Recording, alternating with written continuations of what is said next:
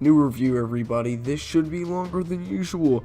Welcome to Series of Series, where I review series in my series of series. Today's series will be M. Night Chameleon's Unbreakable series. This series includes 3 films: 2000's Unbreakable, 2016's Split, and 2019's Glass. Okay, let's get it going then. This series is filled with twists and turns throughout the movies, and they each have an entertaining factor about them.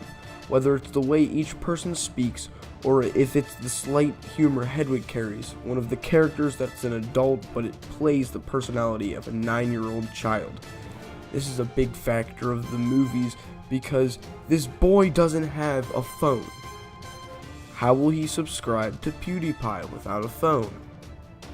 You see, I was shaken about this the entire way through these movies, and yes, 9-year-old not subscribed to PewDiePie is just weird. It's just abnormal, if you know what I'm talking about. So anyway, these movies are abnormal. That's what I've gotten to. That's the point I just made.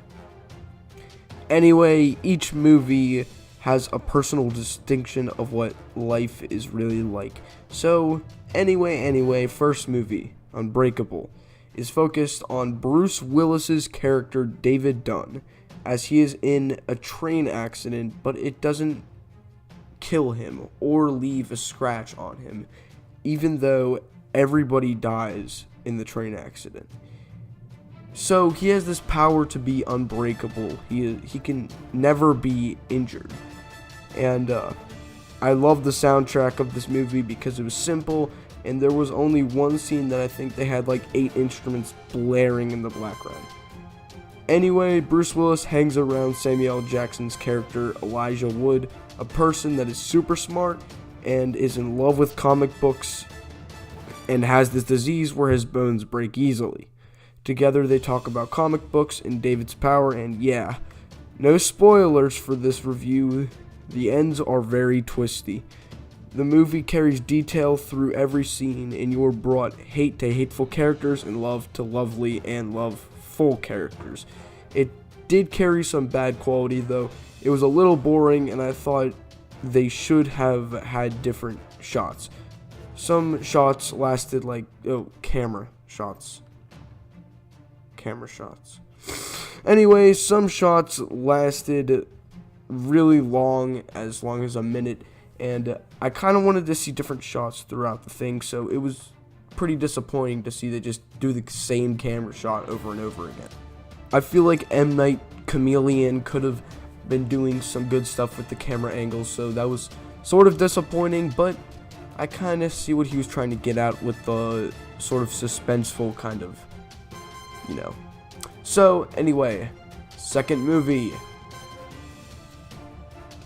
Split. This movie takes place long after Unbreakable, in between a 16-year span. This movie follows Kevin, I forgot last name, and he has 23 different personalities. He becomes like a woman, sort of, and then like a 9-year-old, and then an old guy with glasses, and then artist, and then a monster that kills everyone in sight and doesn't stop for no one and lays them to beg for mercy. He just kills. Anyway, I thought this movie was more confusing than Unbreakable because Unbreakable was more simple. This had a few different parts following Kevin.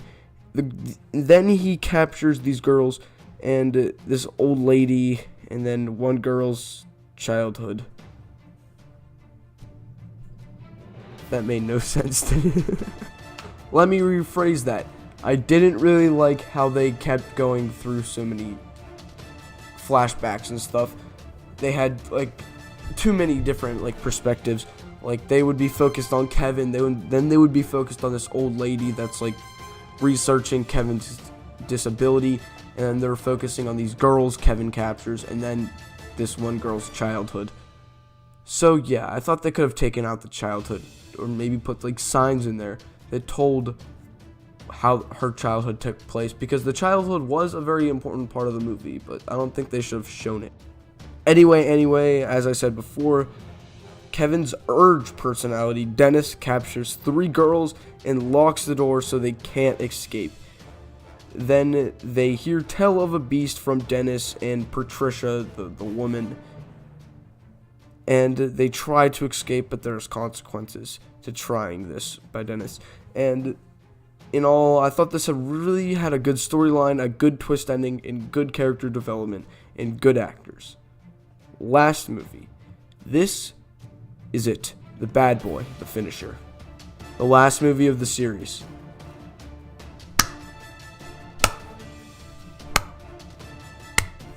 Good job.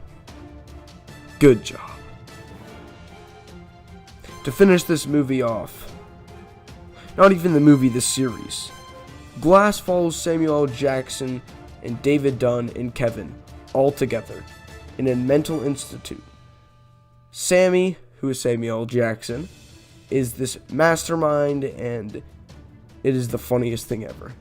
He breaks out of his cell so easily and easily escapes every problem he has in the best ways. Anyway, they are brought to the institute and then practice on. Sammy? Sorry there. That was just an urge. Anyways, Sammy wants to show the world that he has, and all of them have superpowers, and if anybody has superpowers to show themselves in like the real world. Mr. Glass, which he calls himself because he breaks like glass, organizes a way to escape, and then the twist ending. Which one, you might ask? None. Because there was no twist ending. There was a twist ending, but it was very terrible. I'm not going to tell you much because it was bad. Real bad. Like taking a lot off the score because of it. Okay, yeah. Anyway, yeah.